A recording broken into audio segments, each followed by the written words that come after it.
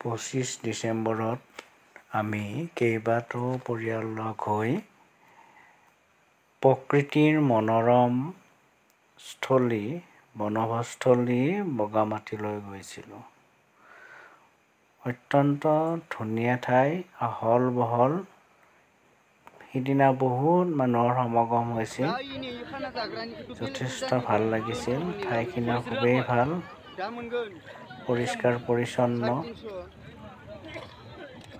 কিন্তু এটা কথাই আমাক আটাইতকৈ বেছি দুখ দিছিল, সেইটো হ'ল তাত থকা নদীটোত যি ফটফটীয়া পানী আছিল বুলি আমি সকলোৱে দেখিছিলোঁ বা ভিডিঅ'বিলাকতো দেখিছিলোঁ, নীলা পানী আছিলে। কিন্তু আমি যোৱাৰ দিনা পানীটো একদম ক'লা পানী আহিছিলে। স্থানীয় লোকসকলৰ পৰা জানিব পৰা মতে ভূটানৰ কোনোবা কাৰখানাৰ পৰা কিবা পানী এৰি দিয়া বুলি কৈছিলে আৰু তাৰ কাৰণে ক'লা হোৱা বুলি কয়। আকৌ কোনোবাই কোৱা মতে তাত কয়লাৰ খনি আছে, তাৰ পৰাও পানী নিৰ্গত হৈ এনেকুৱা হোৱা বুলি কৈছে। কিন্তু কাৰণ যিয়ে নহওক, আটাইতকৈ দুখ লগা বিষয়টোৱেই হৈছে যে প্ৰদূষণ। অত্যন্ত বেয়া লাগিছিল। আমাৰ এয়া নৌকা যাত্ৰা কৰি আছিলোঁ এই নদীটোৰ ওপৰতে। তেখেতসকলে কোৱা মতে নদীটোৰ নাম বৰনদী। তেখেতসকলে এই কথাটোও কৈছিল যে ৰাতিপুৱাৰ ভাগত হেনো পানীখিনি ঠিকেই আছিলে।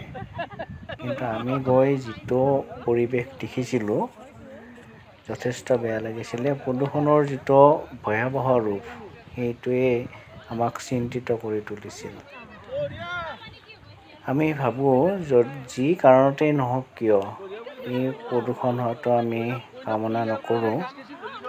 আমি বিভাগীয় কৰ্তৃপক্ষক কিবা বেলেগ ব্যৱস্থা ল'ব পাৰে নেকি প্ৰদূষণ নোহোৱাকৈ, তাৰ কাৰণে অনুৰোধ জনালোঁ। বাকী পৰিৱেশ সুন্দৰ, খুব ভাল লগা, যথেষ্ট মানুহৰ সমাগম হৈছিল আৰু তাৰ মেনেজমেণ্টটো খুব ধুনীয়া। কেৱল তাৰ পানীখিনিৰ যিটো দৃশ্য আমি আশা কৰি গৈছিলোঁ, সেইখিনি নোপোৱাটোৱে আমি দুখ পাইছোঁ আৰু চিন্তিত হৈছোঁ। অকল এইটো বুলিয়ে নহয়, সকলোবোৰ নদীত যদি এনেকুৱা ধৰণৰ পানী প্ৰদূষণ হয়, তেতিয়াহ'লে নিশ্চয় আমাৰ কাৰণে এইটো মানৱ সমাজৰ কাৰণেই হওক বা তাত থকা বন্য জীৱ জন্তুৰ কাৰণেই হওক, যথেষ্টখিনি চিন্তাদায়ক কথা বুলি মই অনুভৱ কৰোঁ। মই ভাবোঁ বিভাগীয় কৰ্তৃপক্ষই বা ভূটান চৰকাৰেও এই বিষয়ে ভালকৈ চিন্তা চৰ্চা কৰা উচিত। বাকী খুবেই সুন্দৰ পৰিৱেশ, মাত্ৰ প্ৰদূষণৰ মাত্ৰাটো কিছু হ্ৰাস কৰিবলৈ মই অনুৰোধ জনালোঁ। ধন্যবাদ।